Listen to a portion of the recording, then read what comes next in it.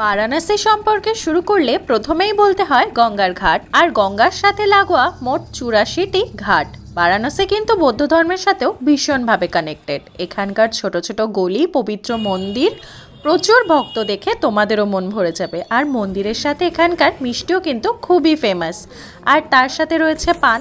So welcome to Varanasi. আমি তোমাদের আমার জার্নি অ্যান্ড বারাণসী সম্পর্কে কিছু আইডিয়া দেব, যাতে তোমরা যখন ট্রিপ প্ল্যান করবে তখন যেন কোনো সমস্যাই না হয়। আমরা প্রথমে কালভৈরব মন্দির দিয়ে আমাদের বেনারস ট্রিপ শুরু করেছিলাম। সকাল 6টা থেকে রাত 10টা পর্যন্ত মন্দির খোলা থাকে। মন্দিরের বাইরে প্রচুর দোকানপাট রয়েছে। এখান থেকে পুজো দেওয়ার ডালা কিনে মন্দির ভেতরে প্রবেশ করি আর খুব ভালোভাবেই পুজো দিয়ে বেরিয়ে আসি। তোমরাও একবার দর্শন করে নাও কালভৈরব বাবার।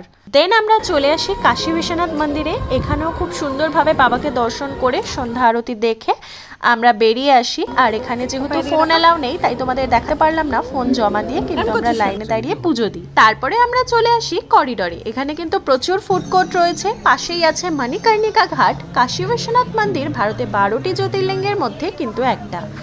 এই মন্দিরটা গঙ্গার পাশে অবস্থিত। কাশী বিশ্বনাথ মন্দিরে টোটাল 4টে গেট আছে, যে কোনো একটা দিয়ে এন্ট্রি করলেই হলো। তবে করিডোরের গেটটা কিন্তু, করিডোরওয়ালা গেটটা কিন্তু 1 নম্বর গেট। তবে এখন প্রচুর ভিড় হওয়ায় এখন কিন্তু এআই এরও ব্যবস্থা রয়েছে, যার মাধ্যমে পুরো মন্দিরই দর্শন করতে পারবে। তার বিনিময়ে অবশ্যই কিছু চার্জ লাগবে। বেনারসে এসছি, বেনারসে পান কিভাবে ছাড়া যায় বলো। আর এখানকার পান তো ভীষণই বিখ্যাত, তাই দাদাকে বললাম একটা পান বানিয়ে দিতে। আজকের মতো ঘোরাঘুরি তো মোটামুটি কমপ্লিট, এবার তো ডিনারও করতে হবে, তাই জন্য চলে এলাম রেস্টুরেন্টে।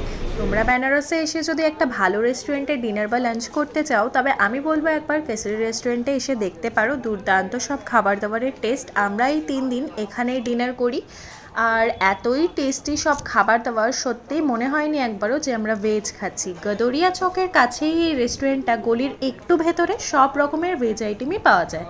থালি থেকে শুরু করে চাট সব রকমই পাবে তোমরা এই রেস্টুরেন্টে। আমি নিজের জন্য অর্ডার করেছিলাম পোলাও আর পনিরের একটা ডিশ। তো চলো আজকের মতো টাটা অ্যান্ড গুড নাইট, দেখা হচ্ছে নেক্সট মর্নিংয়ে। Good morning. সকাল সকাল ঘুম থেকে উঠে স্নান করে নিয়েছি। আজ যাবো সারনাথ। একটা গোটা দিন কিন্তু আমরা সারনাথের জন্যই রেখেছি। চলো এবার ঝটপট মেকআপ করে বেরোতে হবে। তো চলে এসেছি প্রথমেই ব্রেকফাস্ট করতে। একটা মশালা ধোসা নিয়েছিলাম। খাওয়া দাওয়া কমপ্লিট করে বেরিয়ে পড়ি। ওই 20 থেকে 25 মিনিটের মধ্যে আমরা সারনাথ পৌঁছেও গেলাম। আর এটা হচ্ছে একটা মিউজিয়াম। এখানে কিন্তু ফোন অ্যালাউ নেই। বহু বছর পুরনো সব জিনিসপত্র আছে এখানে। চলো এবার টিকিটটা কেটে নেওয়া যাক।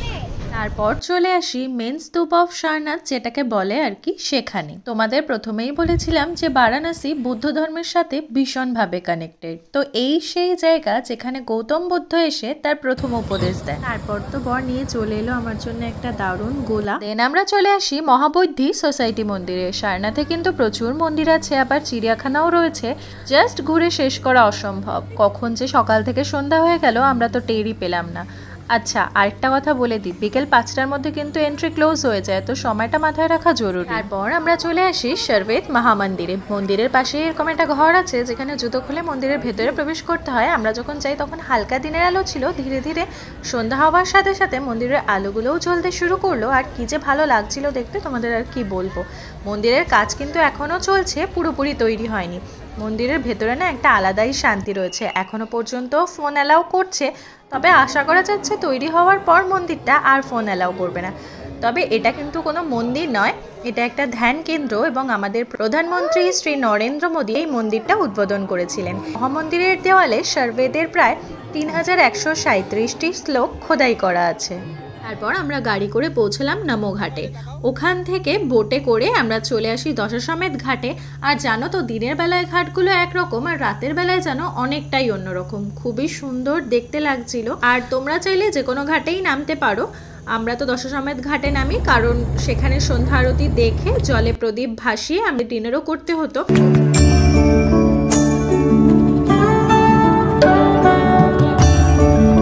সবশেষে ডিনার করতে আসি কেশরী রেস্টুরেন্টে। 2টো দিন না খুব ভালোভাবেই কেটে গেল। চলো আবার দেখা হচ্ছে পরের দিন।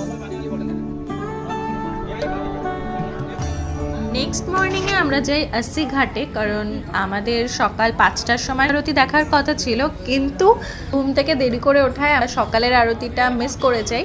আর দেখো ওখানকার অবস্থা, কিছুদিন আগেই খুব বৃষ্টি হয়েছিল, যার জন্য এরকম মাটিগুলো জমেছিল, সেই পাহাড় টপকানোর মতন একটা ব্যাপার। যাই হোক, তারপরে আমরা হোটেলে চলে আসি। আর এই হোটেলটা ছিল একদমই গঙ্গার পাশে, তোমাদের তো দেখাতেই ভুলে গেছিলাম। হোটেল ছাড়ার সময় আমার মনে পড়েছে এই যা হোটেলেই তো দেখাতে ভুলে গেছি। যাই হোক, আজকে গোটা দিন আমরা ঘুরে, সন্ধ্যাবেলা আছে আমাদের ট্রেন। একটু একটু মন খারাপ, তবে বর বলেছে মন খারাপ না করতে, কারণ আমরা আবার আসবো বেনারসে। দেখো কথা বলতে বলতে চলে আসলাম রামনগর ফোর্টে। অনেক পুরনো একটা ফোর্ট, এখানকার রাজাই থাকতেন। রাজা মারা যাওয়ার পর এই প্রপার্টিটা সরকারের আন্ডারেই রয়েছে। লোকাল স্টেট গভর্নমেন্ট এখন এই প্রপার্টিটা রান করে। এখানে পুলিশও আছে প্রপার্টিটাকে দেখভাল করবার জন্যে। ভেতরে একটা ছোট্ট মিউজিয়াম মতনও রয়েছে, আর অনেকটা জায়গা জুড়ে প্রপার্টিটা। তারপরে আমরা চলে আসি হচ্ছে শ্রী বিশ্বনাথ মন্দির, আর এই হচ্ছে মন্দিরের গেট। বাইরে প্রচুর দোকানপাট রয়েছে পুজোর ডালা কেনার জন্য, তবে মন্দির কিন্তু দুপুর 12টার পরই খোলে। সকাল সকাল গেলে কিন্তু তোমরা দর্শন করতে পারবে না। আর এই হচ্ছে মন্দির, খুবই সুন্দর। বেনারসে মন্দির দেখে শেষ করা যাবে না। আমাদের অনেক মন্দিরই দর্শন করা হয়নি, ইচ্ছা আছে আবার আসবো আর সব মন্দির দর্শন করব। এই হচ্ছে ভোলে বাবা, নাও তোমরাও দর্শন করে নাও। আর মন্দিরের পূজারী আহানকে এই মালাটা পরিয়ে দিয়েছিলেন, ও তো গোটা দিনই মালাটা পরেছিল। চলো এবার কিছু খেতে হবে, অনেক হলো ঘোরা। বাইরে বেরিয়েই দেখি এই লস্যির দোকানটা, খুবই ফেমাস একটা দোকান, আর লস্যিটা খেতেও দারুণ ছিল। তারপরে আমরা চলে আসি 80 ঘাটে। এখান থেকে একটা পার্সোনাল বোট বুক করা হয়, যেটা পড়েছিল ওই 2500 টাকা মতো। বার্গেনিং করলে হয়তো আরও কিছুটা কমতো। তো রাতের গঙ্গা তো তোমরা দেখলে, এবার চলো দিনের বেলায় গঙ্গা আর ঘাটগুলো দেখে নাও।